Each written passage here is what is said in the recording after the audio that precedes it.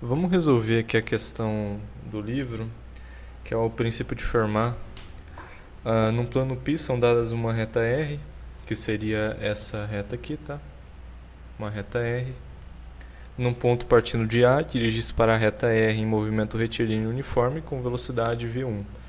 Então aqui tem um movimento retilíneo uniforme com velocidade v1 aqui. Tem uma partícula, alguma coisa que se movendo para a reta R. Transpõe a reta R em um ponto I e dirige-se para um ponto B em movimento retilíneo uniforme com velocidade v2. Então ele transpõe aqui e vai para o ponto B com velocidade v2, também uniforme e retilíneo. Como deve situar-se o ponto I para que seja mínimo o tempo de percussão do móvel na trajetória A e B?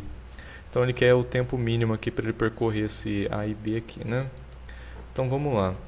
O tempo t vai ser a soma do tempo que ele demora para percorrer o AI mais o tempo que demora para percorrer o IB.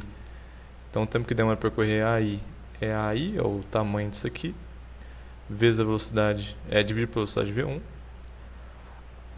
E aqui é o IB dividido pela velocidade v2. Então esse aqui é o tempo. Então o que a gente vai fazer aqui para demonstrar, para minimizar esse tempo, vai ser reescrever isso aqui de algumas formas. Então vamos lá, primeira coisa. A gente vai chamar esse segmento aqui inteiro de L, tá? E aqui de X. Então observe que se o I aqui se moveu, o X vai diminuindo, tá? Então aqui esse catetinho aqui desse triângulo seria L menos X. O AI, portanto, ele pode ser reescrito como a raiz de... Aqui, vamos nomear esse ponto aqui. Vamos colocar A aqui e B, tá? A ao quadrado mais... Então, A ao quadrado mais x ao quadrado, né? E o IB, raiz de B ao quadrado, mais L menos x ao quadrado. Reescrevendo isso daqui, nós ficamos com T aqui, raiz de A ao quadrado mais x ao quadrado, mais aqui v1, aqui v2, raiz de b ao quadrado. Então nós temos isso daqui. O que vai fazer que o tempo ser o mínimo possível? Observe que o I, ele é o ponto que se move, né? Ele é o ponto aqui que a partícula, né, o objeto, vai sair do ponto A e se mover para essa reta R aqui, dando alguma coordenada. Por exemplo, aqui, né? Ou aqui, ou qualquer outra coisa aqui, né? E daqui ele vai para cá, daqui ele iria para cá. Então ele quer minimizar esse tempo aqui, tá? Então o I, ele se move, mas o resto das coordenadas se mantém igual. O ponto B e o ponto A vai ficar aqui, parado. A única coisa que vai mudar aqui é o jeito que esse objeto aqui vai se mover, né? Então, vamos ilustrar mais uma vez aqui só. Então, se ele se movesse, por exemplo, aqui seria o nosso ponto I. Então, a trajetória dele aqui, nosso ponto I' seria A e linha B. Esse aqui, por exemplo, seria o ponto mínimo, né? Então, o que vai diminuir, o que vai mudar é esse X aqui, ó. Esse X aqui é a nossa incógnita que muda. O nosso L não muda, o nosso cateto aqui não vai mudar, né? Sempre vai ser igual. O X muda. Então, o que a gente vai fazer aqui, por exemplo, o gráfico disso aqui seria algo... imaginemos que ele seja algo assim. Observe que ele seria algo assim, mas não é uma parábola, tá? Ele só tem uma carinha de parábola aqui, porque isso aqui seria um ponto mínimo, né? Seria um mínimo aqui. Então, observe que o que a gente está procurando é esse x aqui, ó.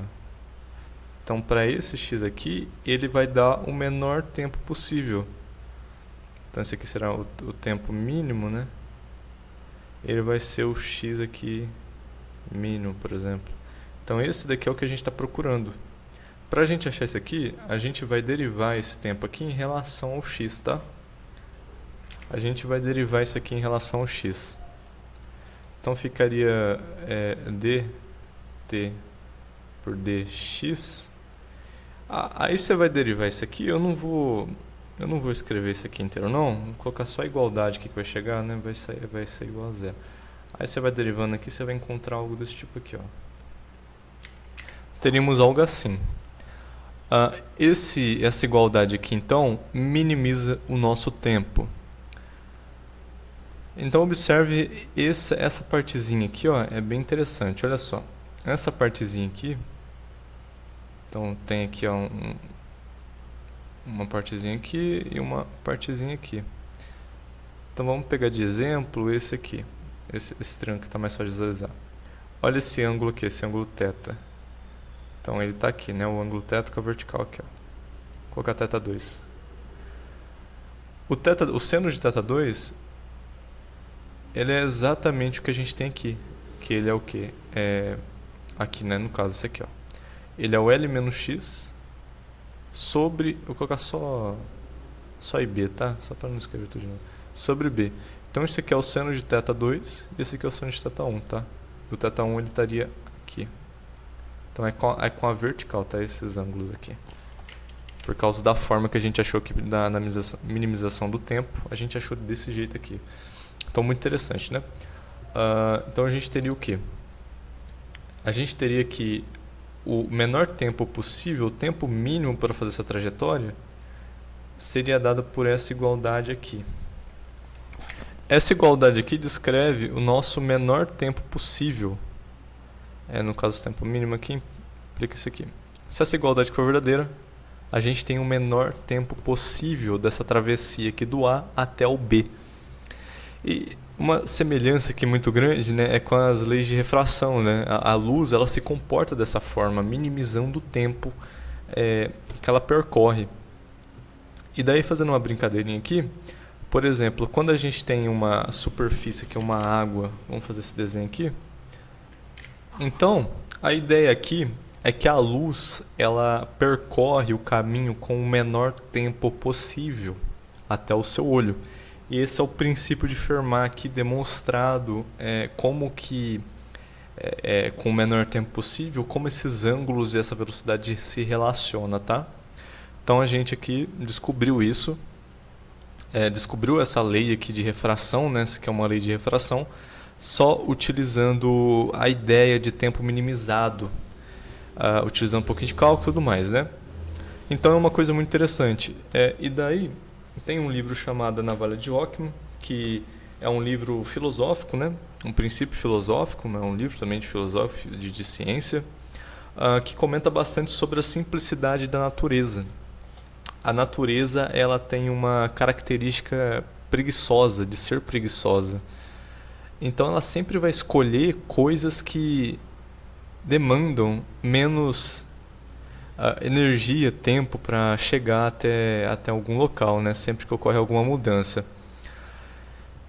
No caso, Fermat ele utilizou aqui para demonstrar essa lei de refração, utilizando o conceito de tempo minimizado. Mas em 1744, o Maupertuis ele chegou com uma outra ideia. A ideia dele, na verdade, ele pegou toda essa teoria para tentar demonstrar que Deus existe, mas ele chegou em alguma coisa interessante aqui, né? Isso daí fica para a crença da pessoa, mas o que ele disse aqui é que a luz ela não está minimizando o tempo, mas ela está minimizando um produto de duas coisas, o produto da energia e do tempo. E isso aqui ele batizou de ação. Mas com isso teve muitas críticas na época, né? Muitas pessoas disseram que isso é loucura e tudo mais. Mas essa teoria ela foi reformulada por Lagrange e Hamilton, que aí surgiu toda a mecânica analítica, né? Que é uma maneira de você analisar as coisas não utilizando leis de Newton, vetores, que é um pouco mais complexo do que que precisa, né? Uma análise mais escalar, né? Apenas com números. Então é uma coisa interessante. A natureza, ela é preguiçosa, né? Ela sempre vai escolher minimizar as coisas. Ao menos é uma das teorias que fala isso, né?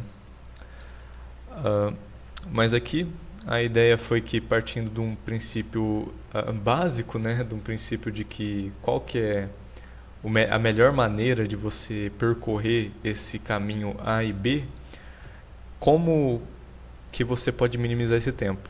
Com essa ideia, tu descobriu aqui como a luz se comporta, né, entre dois ambientes diferentes.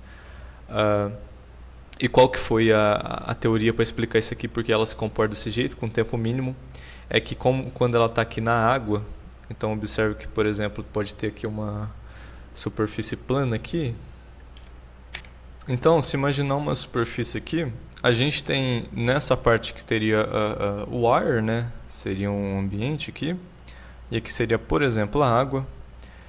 Então, a teoria que diz o porquê que a luz toma esse tempo mínimo aqui para percorrer, né? Ou a ação mínima, mas no caso aqui a gente está demonstrando o princípio de Fermat, né? Que ele partiu da ideia de tempo mínimo, tá? Mas que, bom, segundo algumas teorias não é exatamente assim, né? É a ação, mas enfim, funciona. Então nós temos aqui o ar e a água. Então a explicação para isso, do porquê que a luz toma essa direção aqui e tomando essa direção, ela forma um objeto muito mais complexo do que existia antes, né?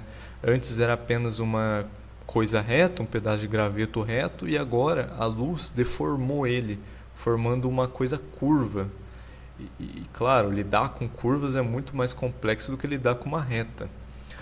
O que vai muito contra o princípio de simplicidade da natureza, que na época dominava bastante, né? Então a explicação para isso foi que, em vez de fazer uma figura geométrica simples, né, a luz minimizava esse tempo por causa da diferença da velocidade dela entre esses dois ambientes. Por causa dela ter uma velocidade menor na água, ela vai percorrer esse caminho aqui, né, até aqui mais devagar do que percorreria se estivesse no ar. Então, para evitar isso, ela entorta aqui esse objeto, né? Esse aqui seria o caminho mais rápido dela percorrer até o seu olho, né? A luz sai aqui da água, né? Ela vem cá, bate na água, volta, tudo mais. Então, esse aqui seria o tempo menor para ela percorrer até o seu olho. Então, é por isso que um objeto se entorta, porque a luz percorrendo essa distância aqui, ela minimiza o tempo até o seu olho, né? Então é uma coisa interessante, né? A natureza é simples em muitos aspectos. Bom, compreender isso ajuda a ficar mais inteligente, no mínimo.